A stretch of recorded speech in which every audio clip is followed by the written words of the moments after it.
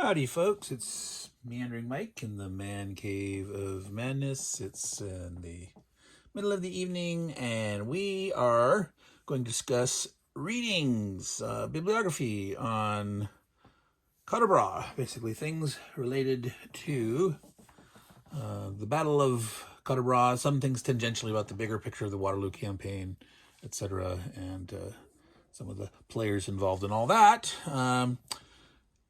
So you really can't go too wrong if you want to get started with anything involving Napoleon. Is David Chandler's The Campaigns of Napoleon.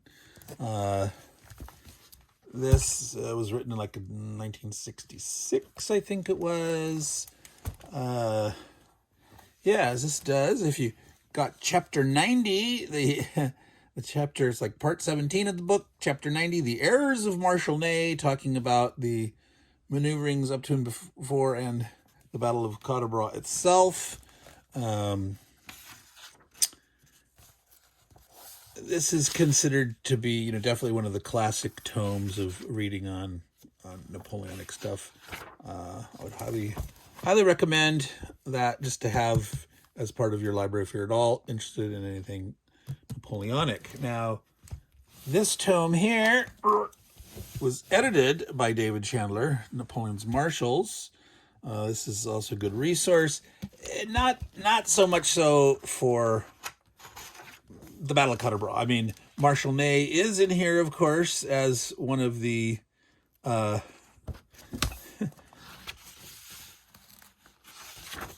key marshals of Napoleon's, but the amount of material in this particular book is very scant on Ney in this regard. The bravest of the brave.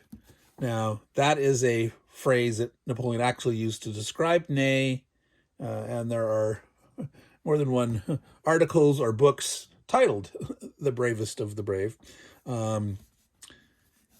In this subsection of this book here, The Empire in Decline, 1812-18, there's a small little section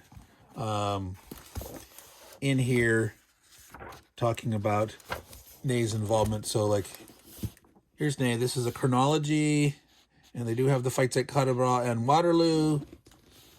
But it's not like it's a chronology for this marshal, but it doesn't even have a page reference in here. And it turns out the discussion of Quatre Bras is very short.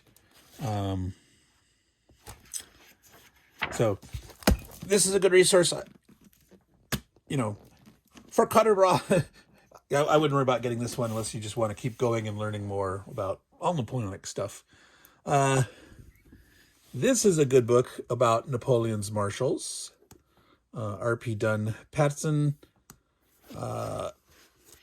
There is some very interesting material in here about Ney, and the fact that, like, Ney was somewhat reluctant about Napoleon's return, and he sort of was somewhat oppositional to him, and actually was standing up to Napoleon when we first did, and was basically like telling Napoleon, the army will follow me, and Ney was sort of saying, like, the army will follow its commanders. And he's sort of warning Napoleon, you got to be careful that without the loyalty of the other commanders, that Napoleon by himself isn't necessarily going to command the French army in a way that he expects. And so Napoleon didn't totally completely embrace and trust Ney until it's like, so Waterloo happened on June 18th, 1815, right? And Quatre Bras on the 16th. Napoleon didn't really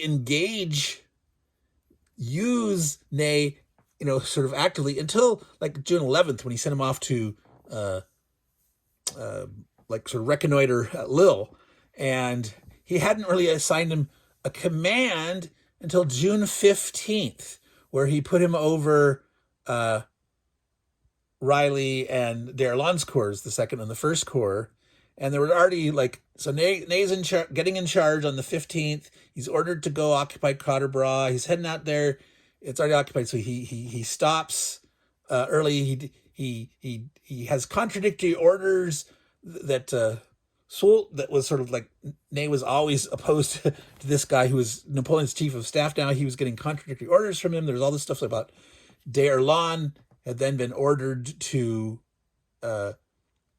independently had been given orders to go to Ligny, and Ney was given orders to go to Ligny, but he'd also been given previous orders to take Quatre Bras. So there's all this great mess. So there's some really interesting section here that's definitely worth reading in that regards. Some fascinating reading there. So I had this whole series by Leonard Press. They're reprints of. I'm trying to remember when this was originally wrote. This guy, you know, it's yeah. Get that. Could you try again? No, my watch thinks I'm talking to it. So anyway, I'm not sure I understand. Please ignore. So highly recommend this book here if you're interested in the marshals. Here's one specifically on Ney himself. Like I said, the bravest of the brave. A. Hilliard Atteridge. This one has a whole nice chapter on the 100 Days. Quatre Bras. So the 100 Days is, you know, when Napoleon escaped from Elba and marched to Paris and was gathering the army and preparing and deciding, you know, what to do, how to fight or not, and different officers that were, you know, still for him or not, and you know, like Ney was trying to convince him, like, don't start any war of conquests and stuff. He was trying to convince him not to, but so there's a nice chapter in here specifically on Ney's involvement at Quatre Bras and Waterloo. If you want some good overall look at the history of the Waterloo campaign, this Osprey campaign series has 3 titles. They have one on Quatre Bras, one on Ligny, and then one on Waterloo with some, you know, discussion of Wavre, where the Prussians were coming from Blücher with Bülow, and Grouchy, you know, not managing to stop them, etc. So this is a good series, the whole 3 issues of the Waterloo, but specifically on Quatre Bras, you have that. If you want to dig into some more details of there's a ton of these Osprey titles on every little specific Napoleonic ally, or, you know, Anglo-allied, the, you know, Wellington's allies at different times, uniforms, the different, you know, these hussars and cuirassiers and the riflemen and musketeers and guards and everything that you can think of, but specific to the involvement of troops at, say, Quatre Bras and Waterloo. There's these Dutch-Belgian troops, which were the allies of the English, the Anglo-Allieds. So this is an old one. This is like from 1980, the Man-at-Arms series. This is before they actually started numbering the Man-at-Arms series. So there's no, like, which number in the Man-at-Arms series is this? Could you try again? No. Okay. Not sure what I'm saying that makes her think that I'm referring to her, but maybe I need to take my watch off for a second, because I think as I'm gesturing, she thinks I'm raising my arm asking a question. So this later, a new author came out with a 2-volume, the Wellington's Belgian allies and Wellington's Dutch allies. So this is, you know, way up later in the series when they're at like 355 and 371 in the Men-at-Arms series. They've, you know, published so many of them. This was like from 1980. This is from like 2001 and 2002. And the organization of these are much better. I don't know if some of the old, it's just like things thrown together, all this great stuff. That if you want to paint your Napoleonic miniatures, you read through there and you find little facts and tidbits. But in terms of like doing some kind of research or supplemental reading for a campaign, the newer ones are so much better. But anyway, that might be of interest to you. Still got a few more here. This has been 10 minutes in, but we have got lots of stuff for you. So again, this is another one from Leonard Press. Old works, original scholarship, original source materials. This is written by a British commissariat officer who was with Wellington both in the Peninsular War and during the 1815 campaign, so Portugal to Waterloo with Wellington. So there's interesting stuff in there. C.W. Robinson, this is Wellington's campaigns. The first volume is specifically about the Peninsular Campaign and Portugal and Spain. And then this one's about the Waterloo Campaign. And this has, maps and pictures and such. So this one's interesting. There's the Battle of Wavre. So you get a little broader picture here, but you can get your information about Quatre Bras there too. All right. This is more recent. Some of you will recognize Al Nofi as being a game designer. He used to work for SPI. He did some titles for some other ones. He's still, somewhat semi-active. Did a new version in the last 4 years or so of Imperium Romanum that was published by Decision Games. That originally came out from West End Games. So he's still busy in the field, but there's a good solid chapter in here about the Battle of Quatre Bras, including stats, the size poundage of the guns, the more in-depth analysis ratio of men and things like that. Discussion of Michel Ney, good old Marshal Ney, bravest of the brave, nice maps and things like that. So this is a good work on Waterloo Campaign in general, and some decent look at Quatre Bras. I've not had a chance to look through this one yet. The Waterloo Armies, Men, Organization, and Tactics. Haythornwaite, Philip Haythornwaite. So let me see if I can find a table of contents. So it's specifically looking at the armies, the breakdown of the command and staff, the amount of infantry, etc., that they had, the qualities of them, where they came from, etc. So at least knowing about the troops that were present, if you were researching for a war game or doing a